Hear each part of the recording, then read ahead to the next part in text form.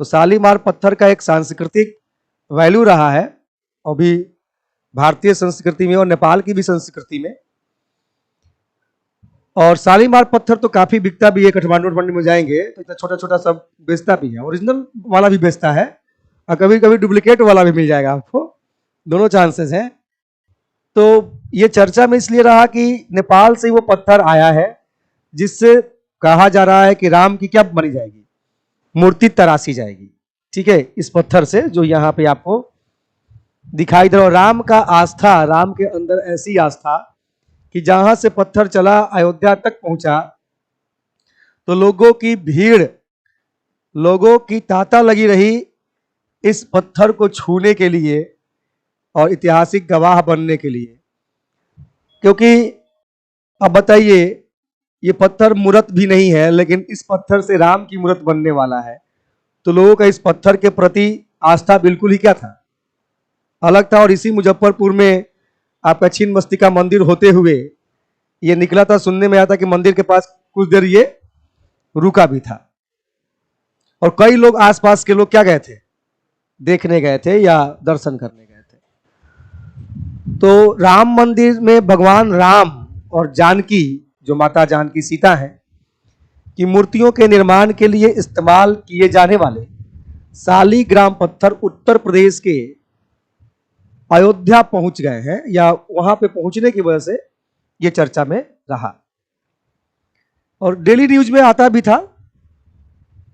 शालीग्राम पत्थर का क्या है उसका इंफॉर्मेशन, कि शालीग्राम पत्थर अमोनाइट के जीवाश्म है। शालीग्राम पत्थर में, या शालीग्राम पत्थर जो है वो अमोनाइट के जीवाश्म है, जो एक प्रकार का मोलस्क है, जीव, जो 400 मिलियन से 65 मिलियन वर्ष पहले के बीच रहता था। कितना पुराना पत्थर हो सकता है ये।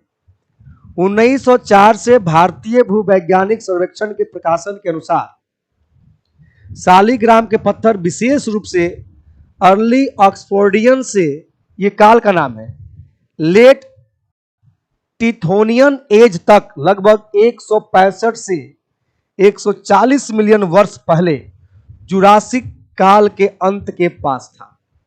मतलब कि इससे आप अंदाजा लगा सकते हैं कि ये ईसा पूर्व छोड़ दीजिए, ये एजोइक एज में, माने कि सबसे प्रथम एज एजोइक एज को माना जाता है। सबसे बाद की एज को आपको, जो सबसे लेटेस्ट युग है, आपको ऑर्डिनरी युग भी उसे आप कह देते हैं। उसमें भी ना लेटेस्ट है ना बहुत पुराना ही है, लेकिन बीच में जुरासिक काल का ये पत्थर माना जा रहा है, जो इतना साल पुराना हो सकता है। और इसमें नेपाल में गंडक नदी, एक सहायक नदी काली गंडकी के तट पर ज्यादातर पाया जाता है ये पत्थर शालीमार। यह पत्थर हिंदुओं द्वारा पूजनीय है, जो मानते हैं कि भगवान विष्णु गैर मानव रूपी प्रतिनिधित्व, माने कि विष्णु ही है लेकिन मानव रूप में नहीं, पत्थर के रूप में, या भगवान विष्णु का ही प्रतिनिधित्व करता है, लेकिन मानव रूप ना होकर कैसा है वो रूप, पत्थर का रूप है। हिंदू पौराणिक कथाओं के अनुसार भगवान विष्णु को तुलसी की पवित्रता को धोखा देने के लिए शालीग्राम पत्थर बनने का श्राप मिला था। इसलिए देखते होंगे कि तुलसी प्लांट के नीचे हम लोग एक पत्थर रख देते, भले वो शालीमार हो चाहे नहीं हो, लेकिन उसमें हम शालीमार का भाव के साथ ही उसे क्या करते हैं, वहां रखते हैं। मान लीजिए गौरी गणेश बनाते हैं आप, पूजा में गोबर का बना देते हैं, तो आप न समझने वाले के लिए तो वो गोबर है, लेकिन भाव में चूंकि वो बनाया जाता है तो भावनात्मक पक्ष जोड़ देंगे तो वो गोबर कहां रहा, वो तो भगवान हो गया। आप किस भाव से किसी चीज को समझते हैं ये उस पर डिपेंड करता है ना। हमारा जिसमें स्नेह है, जिसमें भाव है, मैं आपसे उम्मीद नहीं कर सकता हूं कि आपका भी उतना ही स्नेह और भाव उसमें हो। चाहे आपका जिसमें भाव और स्नेह जिस स्तर पे है, जो ही नहीं है कि उसमें हमारा भी भाव और स्नेह उसी स्तर पे हो, लेकिन एक दूसरे का सम्मान करना चाहिए। तो आज गोबर गणेश बना दिए, गौरी गणेश बना दिए, गोबर, तो वो आंतरिक जो आपका भाव है उस पक्ष को ध्यान में रखकर आप, भगवान वहां पे है, मूर्त वहां पे है, और यहीं पे जमीन छू के प्रणाम कर लेते हैं, चरण तक पहुंचे। ये क्या है? भाव में प्रणाम किए। बात समझे कि नहीं समझे? मूर्त वहां पे है, प्रणाम यही कर रहे हैं, नीचे जमीन को छू के। किस भाव में?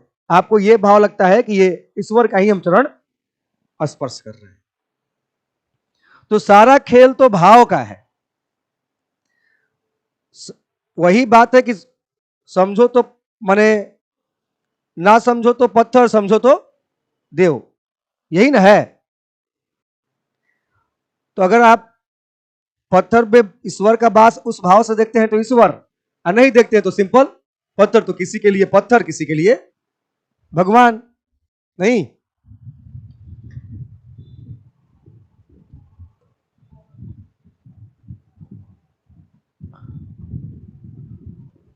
इस पत्थर को दैवीय शक्तियों से युक्त माना जाता है और इसे सौभाग्य और समृद्धि के प्रतीक के रूप में भी देखा जाता है।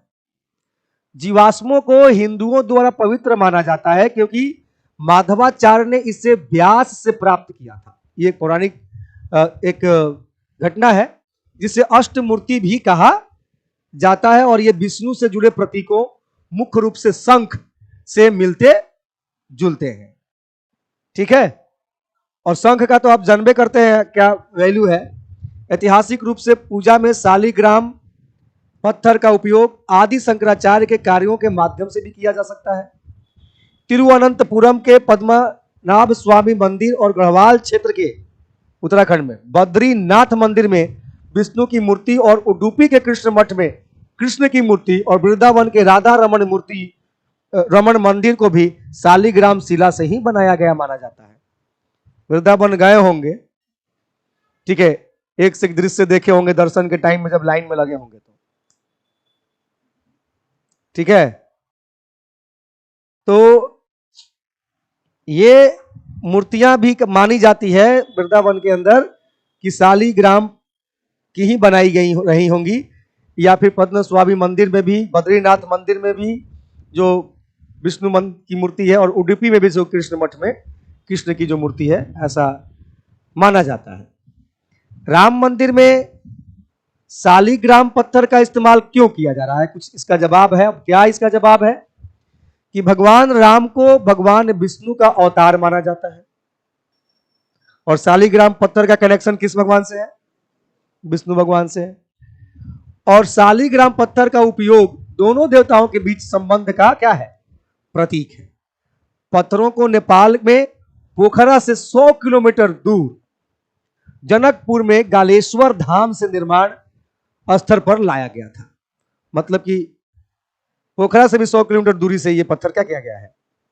लाया गया है। तो ये रहा आपका बेसिक इंफॉर्मेशन शालिग्राम। अब क्वेश्चंस क्या बन सकता है? शालिग्राम पत्थर या कहां से लाया गया, या फिर किस नदी बेसिन में ये पत्थर मिलते हैं, ऐसे कुछ प्रश्न आपसे बनाए जा सकते हैं।